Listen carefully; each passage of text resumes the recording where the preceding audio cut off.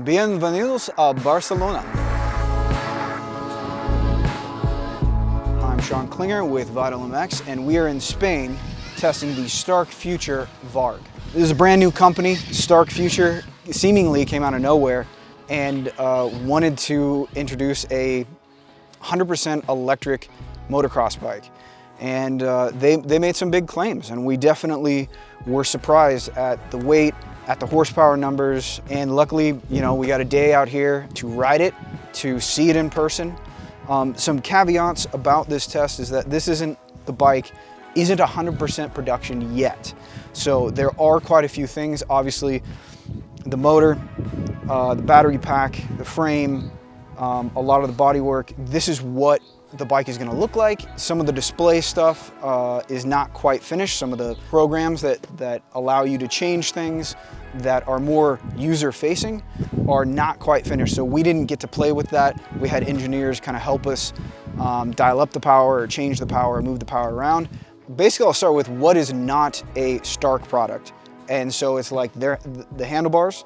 It has KYB suspension, so very similar to what the YZ 250 and 450F have. I asked about how different they are, and basically there's valving specific for this bike because it's a little bit heavier than the YZs. I think that was a really good move by Stark to go with that company and to go with suspension that most people really like. It is their own wheels, their own hubs. The only other thing that isn't theirs, they have Brembo brakes. So it's basically what you would see on the KTMs. Their own foot pegs.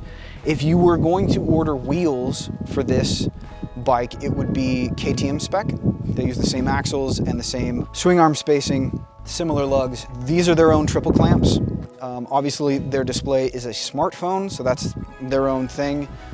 All of the bodywork here is their own, and it's its own frame, its own inverter, motor, drive chain, swing arm, and the way it's all put together. I mean, that's 100% new and developed from the ground up. Getting into some of the specifics, what you have up front, there is a carbon fiber, I mean, it is a subframe, but it's in the front, and that's just kind of some structural components to hold the front together and allow for some air to go underneath the seat. Obviously, the seat is very long, no gas cap, so you can move all the way around. What you see here is actually part of the subframe. The subframe stops right there. All of this is just plastic that goes back here, so they actually saved a lot of weight there. The frame itself is a chromoly steel frame, but it's also, I guess what you can call an open frame. It uses the battery pack as part of the structural member of the motorcycle, and same with the motor and the inverter. So those are actually not inside the frame, they're kind of part of the frame. This battery pack is not necessarily designed to be quick swappable, but they said if you had another person and you were prepared with another battery pack, you could swap it in about a minute. So we didn't try that today, but they said that there's 3 screws and you can swap those out if you really wanted to, but that's one of the most expensive parts of this motorcycle. So I asked if the battery was completely drained, how long would it take to charge? And they said plugging it into a normal outlet in the United States, it would take about 2 hours to get to 100%. As far as range, it was a little bit limited on how much we got to ride. It wasn't a free-for-all. It was regimented into 4-lap kind of sections where we would do 4 laps and then come back, make changes, or take a break and then do 4 more laps, and then we took a long break for lunch. So range is still a question mark for me, because that's not something that we really, we didn't go out to exhaust the battery.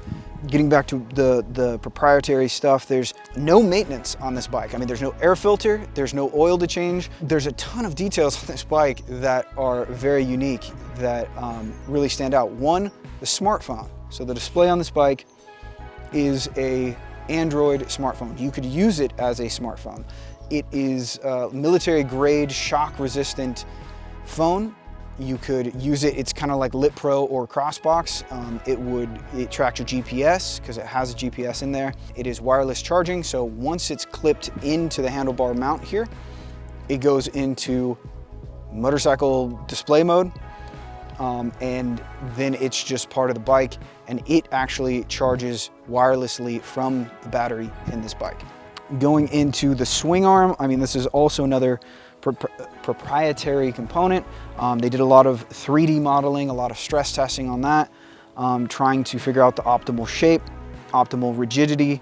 They moved the linkage quite a bit up, so it's a little bit like the Yamaha, that you actually have to take a plug out of the swing arm to get to the bottom of the linkage there.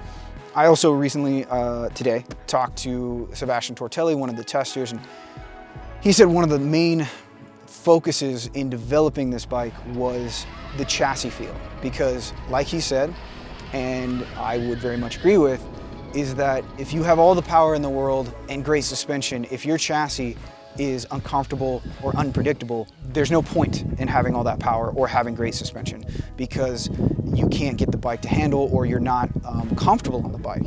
So I think that's something really important to point out, is that that's what they started with, chassis development, in trying to make sure this bike feels like a moto bike. It does not feel like a big battery pack that you're trying to turn into a motocross bike.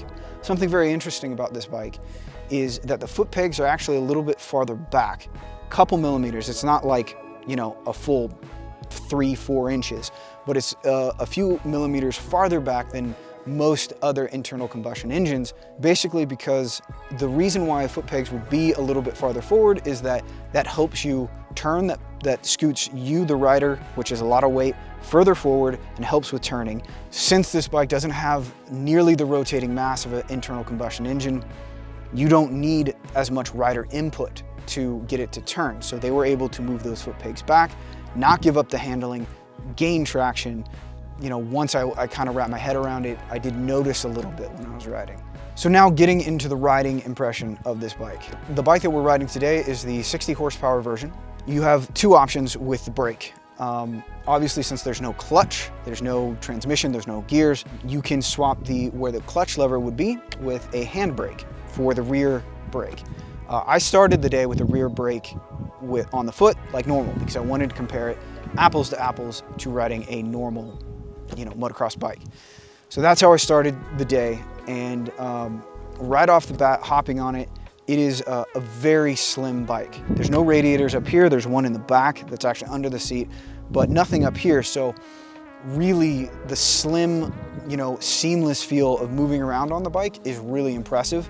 Similar to KTM, the modern KTM, Husqvarna, Gas, those bikes are very slim. I would say it has a similar feel to that. Some of the faster guys here today were having some problems gripping the bike in the rear because of how slick the plastic is and that it's pretty minimal back here. But at my speed, I didn't really have that issue. This is what I think is the biggest question, is how it makes power.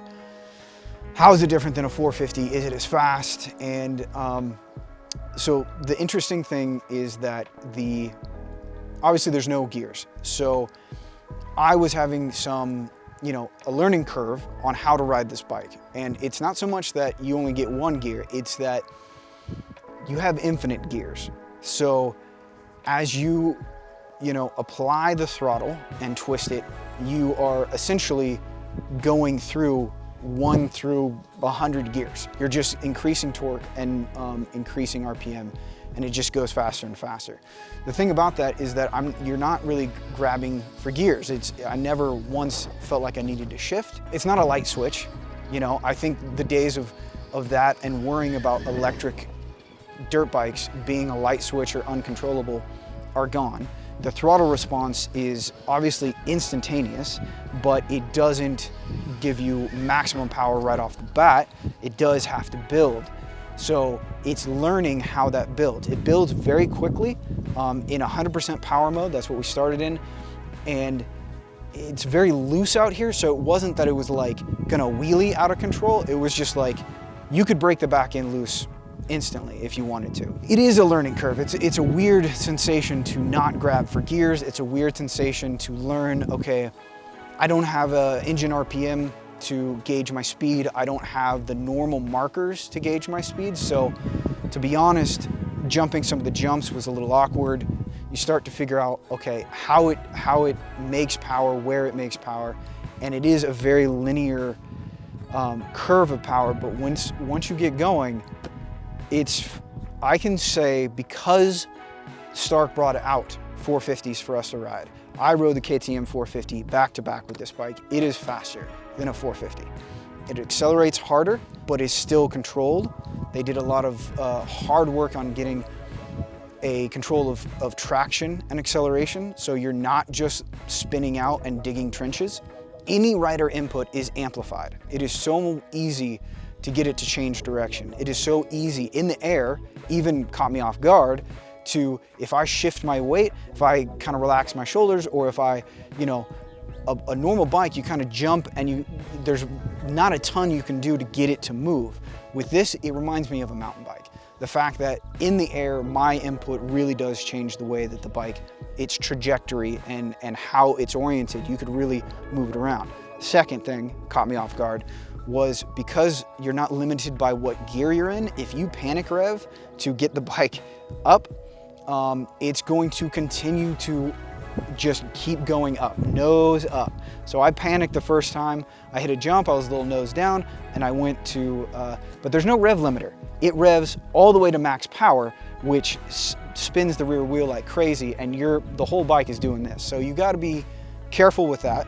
Some of the changes I made, I wanted a little bit less power, actually. It was a suggestion of Sebastian, was to drop it down to a 90% power. And that actually gave me a little bit more predictability when at higher RPMs, jumping the bike and being able to hit the jumps and predict how I take off of those jumps, what the bike English is gonna be, if it's gonna be nose high or nose down or side to side. It was much more predictable, actually, at lower power. Getting into the handling, I love the way that this bike handles. Imagine if someone said to you, hey, you can have a 125, its handling characteristics, how light and flickable that feels, but the power of a 450 without the weight penalty, that's what this bike is. The moment of inertia is what they talked about, is so small because the center of gravity, no reciprocating mass or very little, it just the handling is incredible. Also, another thing that I was impressed with was getting the chassis right to be stable and predictable. I was able to turn this bike inside, outside, wherever I really wanted to go, barring the track conditions. It was very dry and not really kind of the inside ruts that we're used to in Southern California. But the handling was another thing that I really enjoyed. Some of the changes that I made there, I went a little bit softer on the fork because I wanted it to dive a little bit. And then also I raised the fork 2 millimeters in the triple clamp to help. I'm more of a front end steering guy, so I wanted a little bit more dive. And I also increased the engine braking. So that is infinite. You can have 0 engine braking. You can have 2-stroke feel, 4-stroke feel, or even more. Engine braking plus raising the forks really helped me turn this bike and get really comfortable with it handling wise. The suspension, it's the KYB, SSS fork and shock. I mean, it's definitely ready to race. It's a firm suspension setting. It isn't enduro, it isn't off-road, it is motocross. When you buy or order a Stark Varg, it will ask you your weight and they'll figure out what spring rate, so you don't have to change that right when you get the bike like most of us do. Get a stock bike, have to respring it for our weight. It's hard to say about how different it's gonna be to charge the bike or bring, the stand comes with the bike, it's a charger. There's also a toolkit that comes with the bike when you buy one. Another thing is, at the end of the day, I switched to a handbrake. That's a really cool option. I didn't think I was gonna like it. I was worried that I was gonna get confused, but I think it has a lot of potential. The downside I can see already is if you have an electric bike with a handbrake and then normal bikes with foot brakes, you're gonna mess up. You're gonna get confused, and it's not something that's gonna be easy to switch back and forth. If you buy a Stark or any other electric bike, and that's the main bike that you're gonna ride, getting a handbrake is actually pretty cool if you get used to it. Just like anything, you're gonna have to learn how to do that. You're gonna have to retrain your muscle memory to, when you're coming into a corner, you don't stab for that rear brake. I did that a bunch of times with my right leg looking for that rear brake, even though I have this and I was braking with it. It's just muscle memory. So once you get a hang of this, man, it's a whole different riding experience, because you can keep your feet in the right positions on the peg. You don't have to keep that right foot light on the peg to like reach for the brake at any time. You can really kind of grip the bike, squeeze the bike, leave that planted, and not think about that when you're dragging the rear brake through a corner, or, you know, coming down a hill, dragging the rear brake. You can really be planted and gripping onto the bike. Obviously, this is just our 1-day ride impression. That's all the time that we got. It wasn't a ton of riding today. We were very happy with what we could ride, but obviously they didn't just let us loose. So, you know, take it for what it is, that these bikes are real. They are set for production, and they are fast. The power claims are, I think, very much on point and not exaggerated. And also, you know, this is a real motorcycle made here in Barcelona. The frame is designed here, made here, manufactured in Europe. It's not sourced to India or China or anywhere else. It's made, developed here, as most of the parts on this bike are. So overall, we were really impressed, and we really want to get this back to the States so we can ride it on the tracks that we're comfortable with, in lots of different conditions, to really test out the battery life and how it does in muddy conditions and deep conditions. But if you are on vitalmx.com, please check out our YouTube channel. If you're on YouTube, please click like and subscribe. Sometimes you might not be subscribed but still see our videos, so make sure you hit that button. That really helps us out. If you have any questions, please leave them below in the comment section, and we'll do our best to answer those. And thanks for watching.